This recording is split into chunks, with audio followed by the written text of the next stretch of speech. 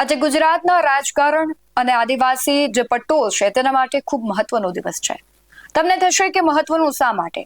તો આજે ચૈતર વસાવા છે એ જેલમાં છે, એના કેસને લઈને સુનાવણી થવાની છે.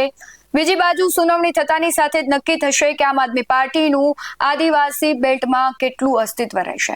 જો ચૈતર વસાવા સમયસર બહાર નથી આવતા, જો તેમને હજુ પણ સજા થાય છે, તો પછી આમ આદમી પાર્ટી પર લટકતી તલવાર જેવી પરિસ્થિતિનું નિર્માણ થશે. અને જો ચૈતર વસાવાને જેલવાસ ભોગવવો પડશે તો ચૈતર વસાવાનું જે રાજકીય કરિયર છે તે કદાચ ખતમ થવાને આરે પણ આવી શકે. નમસ્કાર, પોલિટિકલ એનાલિસિસમાં આપની સાથે હું છું ભગવતી વિશાવડિયા. આજે વાત કરવી છે ચૈતર વસાવા અને આમ આદમી પાર્ટીના અસ્તિત્વની. ચૈતર વસાવા વનકર્મીના હુમલા પરના જે કેસ છે એમાં તેમને 7 વર્ષની જે સજા સંભળાવવામાં આવી હતી, તેમાં આજે હાઈકોર્ટમાં સુનાવણી થવાની છે. સુનાવણી થતાની સાથે જ નક્કી થશે આમ આદમી પાર્ટીનું અસ્તિત્વ અને ભવિષ્ય આદિવાસી બેલ્ટમાં.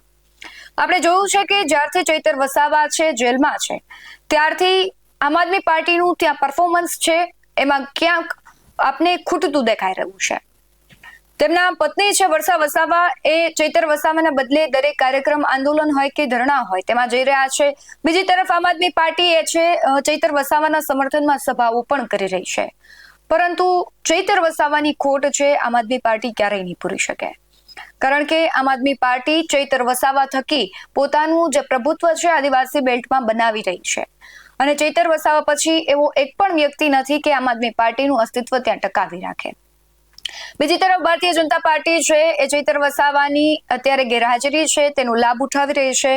કોંગ્રેસ છે એ અમુક આંદોલનમાં જઈ રહી છે. કોંગ્રેસને કશો એવો ખાસો ફેર નથી પડી રહ્યો છે. અમુક આંદોલન છે તેમાં પોતે હાજરી પુરાવા માટે જઈ રહી હોય તેવી પરિસ્થિતિનું નિર્માણ છે. પરંતુ ભારતીય જનતા પાર્ટી એ ક્યાંક ને ક્યાંક લાભ ઉઠાવી રહી છે. આપણે જોયું કે એવા બધા પણ આક્ષેપો લાગ્યા હતા કે ચૈતર વસાવાને પ્રેશરાઇઝ કરીને ભારતીય જનતા પાર્ટીમાં લઈ જવાનો પ્રયાસ થઈ રહ્યો છે. શું ચૈતર વસાવા છે તે કેસોથી ડરીને ભારતીય જનતા પાર્ટીને જે સુરંગ છે તેમાં જતા રહેશે? અને જો જતા રહે છે તો પછી આમ આદમી પાર્ટીનું અસ્તિત્વ આદિવાસી બેલ્ટમાં શૂન્ય થઈ જશે. બીજી બાજુ એવી પણ અટકળો થઈ રહી છે કે ચૈતર વસાવા નીડર વ્યક્તિ છે, એ નીડર નેતા છે. એ કદાચ છે પોતાનું સર્વસ્વ લૂંટાઈ જાય તો આદિવાસીઓ માટે લૂંટાવા દેશે, પરંતુ એ ભારતીય જનતા પાર્ટીમાં નહીં જાય, અથવા તે પોતાની અલગથી એક પાર્ટી બનાવી શકે છે, બિલિસ્તાન અલગ બનાવી શકે છે અને જે આદિવાસી નેતાઓ છે એક સાથે પોતાનું પ્રભુત્વ બનાવી શકે છે. પરંતુ સવાલ આજે એ થઈ રહ્યો છે કે ચૈતર વસાવાને જામીન મળશે કે કેમ? કારણ કે આની પહેલા જ્યારે સુનાવણી થઈ હતી ત્યારે વકીલો દ્વારા દલીલો કરવામાં આવી હતી અને એવું પણ કહેવામાં આવ્યું હતું કે ચૈતર વસાવા જામીન પર જ બહાર હતા જૂના કેસોમાં. એ સતત પોતાની આક્રમકતા બતાવે છે અને ફરી તેના પર એક નવો કેસ થાય છે.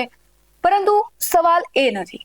સવાલ એ છે કે જે જૂના કેસો છે, જો એમાં ફરી ચૈતર વસાવા છે એ ફસાઈ જાય છે, એને સજા થાય છે, તો પછી આદિવાસીઓ માટે, ચૈતર વસાવા માટે અને આમ આદમી પાર્ટી માટે ખૂબ આકરો સમય આવશે.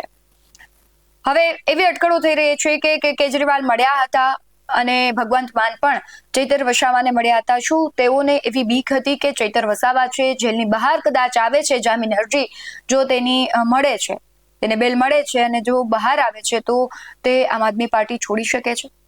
આમ આદમી પાર્ટીએ ભૂતકાળમાં એવા કિસ્સાઓ જોઈ લીધા છે કે રાજુ કરપડા સહિતના જે નેતાઓ હતા જેની બહાર આવતાની સાથે જ તેમણે પક્ષ પલટો કર્યો હતો. ક્યાંક ને ક્યાંક એવી અટકળો પણ લાગી રહી છે કે કદાચ અરવિંદ કેજરીવાલને એવો ડર હતો કે જો ચૈતર વસાવા વધુ જેલમાં રહેશે, જો તેમની મુલાકાત નહીં કરે તો પછી આમ આદમી પાર્ટીનું વર્ચસ્વ છે તે શૂન્ય થઈ જશે, તે પક્ષ પલટો કરશે. તો એક પ્રકારનું આપણે જોયું કે અમુક એવા વિસ્તારો છે ગુજરાતના કે ત્યાં આમ આદમી પાર્ટીનું કંઈક સારું એવું અસ્તિત્વ છે, પરફોર્મન્સ છે, કારણ કે સ્થાનિક નેતાઓ એટલા વગદાર છે. આપણે જોયું કે વિસાવદર હોય તો ધારાસભ્ય ગોપાલ ઇટાલિયા, આપણે આદિવાસી બેલ્ટમાં ચૈતર વસાવા, બંને એવા વ્યક્તિઓ છે કે તેના થકી ક્યાંક ને ક્યાંક આમ આદમી પાર્ટીનું અસ્તિત્વ બચ્યું હોય અને ટકી રહ્યું હોય, લોકોને એક પ્રકારનો વિશ્વાસ હોય તેના પર એવું લાગી રહ્યું છે. આમ તો કોઈ પાર્ટીમાં કોઈ વ્યક્તિ છે તો એનું પ્રભુત્વ ખૂબ મોટા પાયે અસર કરતું હોય છે. તમે આ ચૈતર વસાવાના કેસમાં જુઓ તો ચૈતર વસાવાના પ્રભુત્વથી આમ આદમી પાર્ટી ત્યાં ટકેલી છે. જો ચૈતર વસાવા એ પાર્ટીમાં નથી તો પછી આમ આદમી પાર્ટીનું આપણે અત્યારે વર્તમાન પરિસ્થિતિ જોઈ રહ્યા છે કે કેટલા એવા નેતા છે કે જે આદિવાસીઓના પ્રશ્ને ત્યાં લડવા પહોંચ્યા? કેમ ગોપાલ ઇટાલિયા, કેમ ઈશુદાન ગઢવી છે, એ સાગબારા અને જે આખો ઉમરપાડાનો વિવાદ છે તેમાં તે ત્યાં ન પહોંચ્યા? સ્થાનિક નેતાઓ એક બે છે, તેમની મુલાકાતે ગયા હતા, તેમણે આશ્વાસન આપ્યું હતું કે આદિવાસીનો જે પ્રશ્ન છે એનો ઉકેલ લાવવાનો પ્રયત્ન કરીશું. પરંતુ કેમ લડાયક નેતા ચૈતર વસાવાની જેમ તેઓ ત્યાં લડત નથી આપી રહ્યા? એટલે આ જ મૂળ પ્રશ્ન છે કે ચૈતર વસાવા છે લડાયક નેતા છે.